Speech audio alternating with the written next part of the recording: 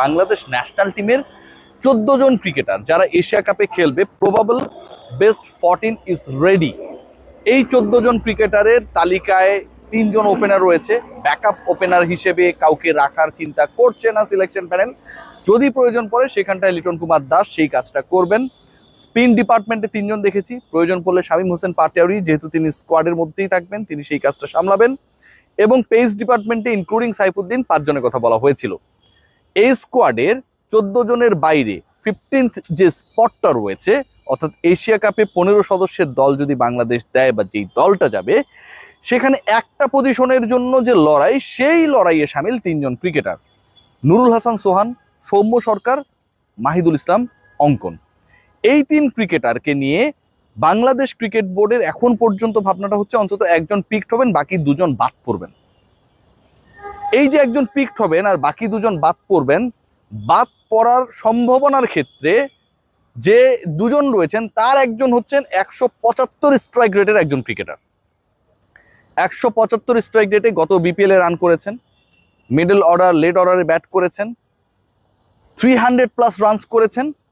কিন্তু এই ক্রিকেটারকে যখন বাংলাদেশ ইফেক্টিভলি টি-20 ম্যাচেস খেলবে অথবা ইন্টারন্যাশনাল টি-20তে ফিউচার হিসেবে কাউন্ট করবে, তাকে গুরুত্ব দেওয়া হয় না। এবং লিপুর যে দল, যেই দলটা হতে পারে, সেখানটাও 175 স্ট্রাইক রেটের একজন ক্রিকেটারকে বিবেচনায় রাখার ক্ষেত্রে যথেষ্ট অনীহা রয়েছে। তিনি মাহিদুল ইসলাম অঙ্কন। আমি যে ডিসকাশনটা, বা আপনারা যদি আমাকে আমার দল সম্পর্কে বলতে বলেন, সেই দলে আমি অন্তত সোহান, অঙ্কন এবং সৌম্য, এই 3-এর থেকে 2 জনকে আমি পিক করতে চাই। এবং আমি প্রয়োজনে ওই যে 5 জন পেসারের কথা বললাম ইনক্লুডিং সাইফুদ্দিন, ওখানে অন্তত একজনকে কাট করতে চাই। ইউএইতে বা আরব আমিরাত, দুবাই, যেভাবে এটাকে আমরা সংজ্ঞায়িত করি না কেন, এরকম কন্ডিশনে you don't need to carry 5 pacer. এমনও হতে পারে যে আপনার 11-এ আপনি 2 জনের বেশি পেসার খেলাচ্ছেন না। এই 2 জন পেসার যদি আপনি খেলান, আপনার যদি 4টা অপশন থাকে, আপনি ঘুরিয়ে ফিরিয়ে খেলাতেই পারেন। আউট অফ ফর্ম হলেও আপনার জন্য অ্যাটলিস্ট 100% অপশন থাকবে। মানে আপনি 2 জনকে খেলাচ্ছেন, আরও 2 জন বসে থাকবে যাদেরকে আপনি অল্টারনেটিভ হিসেবে ইউজ করতে পারেন।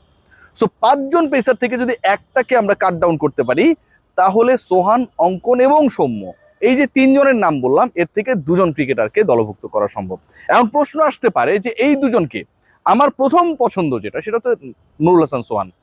নুরুল হাসান সোহানকে টি-20 স্কোয়াডে দলে না রাখাটা, এর আগে ওয়ানডেতেও তাকে দলভুক্ত করার ক্ষেত্রে বড় একটা অনীহা আমরা দেখেছিলাম, এটা খুবই অযৌক্তিক। Nurul Hasan Sohan, he must be the part of the squad. প্রথমত wicket keeper, backup wicket keeper হিসেবে, এবং দ্বিতীয় যে পয়েন্ট, সেটা হচ্ছে এক্সপিরিয়েন্স। এবং একই সাথে এই টাইপের কন্ডিশনে আপনি যদি কারো উপর ভরসা করতে চান, সেটা নুরুল হাসান সোহান। প্রচুর রান করেছেন, রান করা ক্রিকেটাররা সুযোগ পেয়েছেন। নাইম শেখের কথাই ধরুন না, কি সুপার ফ্লপ, তারপরেও তাকে সুযোগ দেওয়া হয়েছে। বাংলাদেশের স্টাবলিশড ওপেনিং পার্টনারশিপকে ভাঙা হয়েছে only to provide chances to mister Naim Sheikh, right? So ওই জায়গায় নুরুল হাসান সোহানরা তো কোনো দোষ করেন নাই। আপকামিং বাংলাদেশের ট্রাই নেশন অথবা দ্বিপাক্ষিক সিরিজ যেটা হবে নেদারল্যান্ড অথবা নেপালের বিপক্ষে, অথবা 2 দলের বিপক্ষে মিড অগাস্ট অথবা অগাস্টের শেষে, সেখানটায় আমি মনে করি যে সোহান, অঙ্কন 2 জনকেই রাখা উচিত। এবং তারা ভালো করবে বলে আমার বিশ্বাস, তারা যেন এশিয়া কাপের দলভুক্ত হয়। এবং সেই জায়গা থেকে অন্তত বাংলাদেশ ক্রিকেট বোর্ডের সিলেকশন প্যানেল জাস্ট একটা যদি পেসার কমিয়ে ফেলে, তাহলেই সমস্যার সমাধান হয়ে যায়। কিন্তু 175 স্ট্রাইক রেটে রান করার পরেও 300+ রান করেছেন 175 স্ট্রাইক রেটে, তার মানে তো এটা ভ্যালু অ্যাড করে। তিনি তো 175 স্ট্রাইক রেটে এমন না যে এভাবে খেলেছেন যেখানটায় তার রান সংখ্যা হচ্ছে, কথার কথা ধরেন 100 রান, 120 রান করেছেন। অল্প কিছু ম্যাচেস খেলেছেন, 2-1টা ম্যাচে হাই স্ট্রাইক রেটে ব্যাট করেছেন, সেটার একটা সিগনিফিকেন্ট ইম্প্যাক্ট ছিল হচ্ছে তার ওভারঅল স্ট্রাইক রেটে। Not like that. Mahidul, Ankon প্রত্যেকটা ম্যাচেই চেষ্টা করেছেন ভালো করার। অ্যান্ড খুলনা শেষ পর্যন্ত যে তাদের প্রতি যে এক্সপেকটেশন ছিল, সেটা ফুলফিল করতে পারেনি। লাস্ট বিপিএলে অঙ্কনটা যদি আরেকটু ক্লিক করতো বা একটু সহযোগিতা পেতো অন্য ব্যাটারদের কাছ থেকে, তাহলে সেই জিনিসটা হয়ে যেত। So Mahidul Ankon, he played a big role. একটা মিডিওকর টিমকে উপরে নিয়ে যাওয়ার ক্ষেত্রে তার একটা বিগ রোল ছিল, যার উপর আপনার কোনো ধরনের স্পটলাইট ছিল না। সেই অঙ্কন ভালো করেছে, 300+ রানস করেছে, সিগনিফিকেন্ট। 175 স্ট্রাইক রেটে ব্যাট করেছে, সিগনিফিকেন্ট। আপনি কোথাও তাকে সুযোগ দিতে চান না। আমার কাছে মনে হয় এটা পুরোপুরি একটা বাজে ডিসিশন। এটা খুবই প্রস্তরযুগীয় ধারণা ভাবনা যে আমি এই ছেলেটাকে চান্সেস দিচ্ছি না। পারভেজ হোসেন ইমনের কথা ধরুন না, I should give my salute to mister Hannan Sarkar. অনেক আলোচনা ছিল যে ইমনকে কেন হচ্ছে আপার গ্রেডে রাখে, ইমনকে কেন দলের সাথে রাখে, ইমনের পারফরমেন্সকে কি এমন করলো, অনেক আলোচনা ছিল। হান্নান ভাই put his full confidence on Emon. এই হান্নান সরকার মার্কা কেউ একজন যদি এই মুহূর্তে সিলেকশন প্যানেলে থাকতো তাহলে ঠিক একই ট্রিটমেন্ট পেতো আমাদের মাহিদুল অঙ্কন। বুঝাতে পেরেছি কিনা?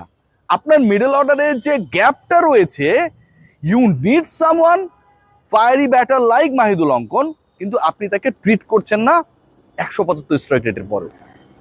বাংলাদেশের দলটা এভাবে যদি হয়, আমার কাছে মনে হয় it could be a very balance team, যেখানটা আপনার দুজন ওপেনার একদমই ফিক্সড, ব্যাকআপ হিসেবে লিটন কুমার দাস, পারভেজ হোসেন ইমন এবং তানজিদ হাসান তামিমের সাথে। এরপরে আমরা সবাই জানি তাওহিদ হৃদয়কে দলভুক্ত করা হবে, তিনি থাকবেনই। তারপরে শামীম হোসেন পাটোয়ারি, এবং খেয়াল করে দেখবেন শামীম হোসেন পাটোয়ারির পরে জাকের আলী অনেক। এই যে তাওহিদ হৃদয়ের পরের দুটো স্পট, এই দুটো স্পট কিন্তু ফাঁকা ফাঁকা লাগছে, মনে হচ্ছে যে এদেরকে আরেকটু লেটে ব্যাট করতে দিলে ভালো হতো। সেই জায়গাটার জন্য ইউনিট সোহানোর অঙ্কন। বাংলাদেশ ম্যানেজমেন্ট কি সেটা ভাববে নাকি ভাববে না? এরপরে তিনটে স্পিনারকে আপনি বাদ দিতেই পারবেন না। শাক মেহেদি রয়েছেন, রিশাদ রয়েছেন এবং নাসুম আহমেদ রয়েছেন। পেস ডিপার্টমেন্টে জাস্ট একটু খেলে দিলেই 5-এর জায়গায় 4 জন, সাইফুদ্দিন, তানজিম সাকিব, শরীফুল, মুস্তা, তাসকিন। তাসকিন আর মুস্তা থাকবে, নো ডাউট।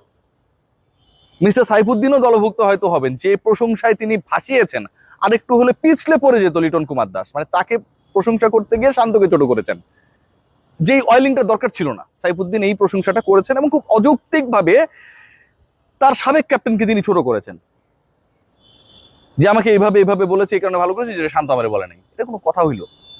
তো তাকে রাখা হবে, তিনি প্রচুর ওখানটায় অয়েলিং করে ফেলেছেন। এখন বাকি থাকে পেসারদের আরেকটা স্পট, সেখানটায় আপনি তানজিম সাকিবকে রাখবেন আর শরীফুলকে রাখবেন। This is a very tricky decision, কারণ আপনাকে ইউএর কন্ডিশনে দুবাইতে, আবুধাবিতে খেলতে হলে, ভালো করতে হলে মিডল অর্ডারে স্ট্রেংথ বাড়াতে হবে। বাংলাদেশ টি-20তে যে কটা ম্যাচে খারাপ করেছে তার মূল কারণ কিন্তু ওই জায়গাটায় আমরা আসলে প্রপার এক্সেলারেশন করতে পারি নাই। সবাই ভালো থাকবেন, টেক গ্রেট কেয়ার।